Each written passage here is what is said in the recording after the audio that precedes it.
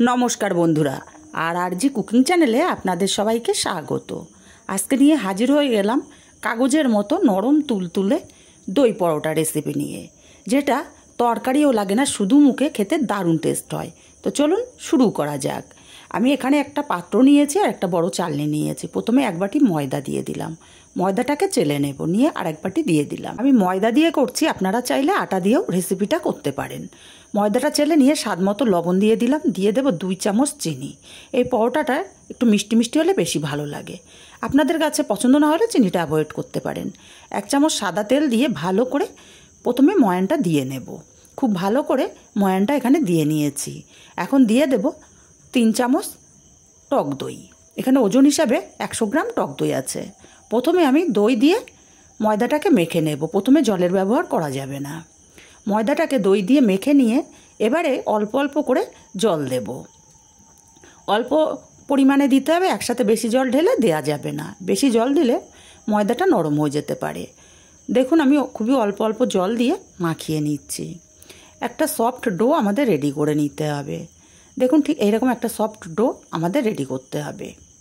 এখন ডোটাকে আমি 10 মিনিট ঢাকা দিয়ে রেস্টে রেখে দেব। 10 মিনিট পর ঢাকাটা খুলে নিলাম।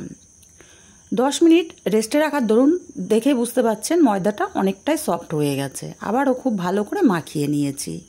এবার এখান থেকে বড় বড় করে লেচি কেটে নেব। আমরা রেগুলার রুটি করি, তার চেয়ে বড় করে লেচি কাটতে হবে। আমি একইভাবে সব লেচিগুলো রেডি করে নিয়েছি। এখন লেচিগুলো হাত দিয়ে ঘুরিয়ে একটু গোল করে নিতে হবে। সব লেচিগুলো আমার রেডি। এবার এখানে আমি চাকি বেলুন নিয়ে নিয়েছি।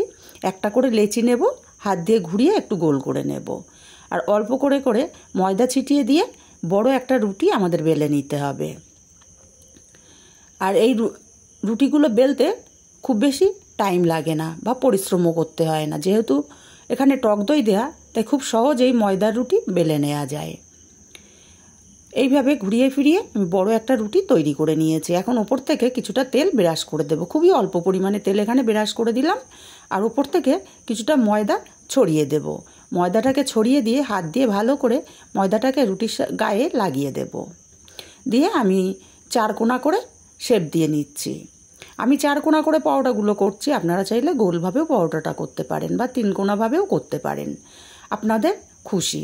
তবে 4 কোণা করলে বেশ সুন্দর একটা লেয়ার পড়ে। ওপর থেকেও আবার একটু তেল ব্রাশ করে দিচ্ছি। আবার ওপর থেকে কিছুটা ময়দা ছড়িয়ে দেব, দিয়ে 2 মাথা আমি মুড়ে নেব। বন্ধুরা, রেসিপিটা ভালো লাগলে একটা লাইক দিতে ভুলবেন না। আপনাদের একটা লাইক খুবই গুরুত্বপূর্ণ। ভালো করে চেপে মুখটা সিল করে নিয়ে কিছুটা ময়দা ছড়িয়ে আমি পরোটা বেলে নেব।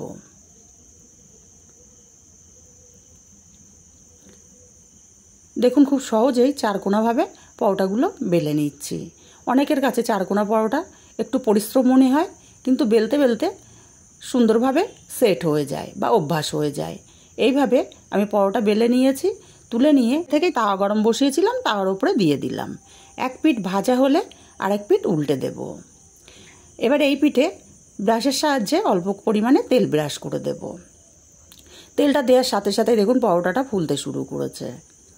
এবার অপর পিঠ উল্টে দেব। অপর পিঠেও একইভাবে তেল ব্রাশ করে দেব।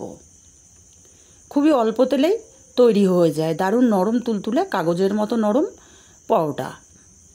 এবার উল্টে পাল্টে পরোটাটা সুন্দর কালার করে ভেজে নিতে হবে। দেখুন কত সুন্দর কালার চলে এসছে। আর কোণাগুলো একটু চেপে চেপে দিতে হবে, যাতে কোনো জায়গায় কাঁচা না থাকে। সেটা খেয়াল রেখে কোণাগুলো চেপে চেপে পরোটাগুলো ভেজে রেডি করে নিতে হবে। এইভাবে আমি একটা পরোটা ভেজে নিয়েছি।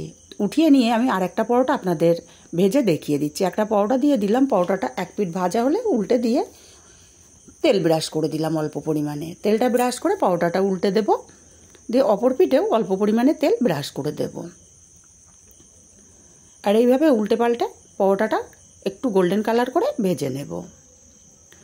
আর একইভাবে সব পরোটাগুলো আমি ভেজে রেডি করে নিয়েছি। দেখুন একটা পরোটা আমি হাতের মুঠোর মধ্যে চলে আসছে, এতটাই নরম। আমি পরোটাটা খুলেও আপনাদের দেখিয়ে দেব কত সুন্দর লেয়ার পড়েছে। বন্ধুরা, রেসিপিটা যদি ভালো লাগে চ্যানেলটি সাবস্ক্রাইব করার অনুরোধ রইল। আর কাছের আত্মীয় স্বজন বন্ধুবান্ধবের কাছে শেয়ার করতে ভুলবেন না।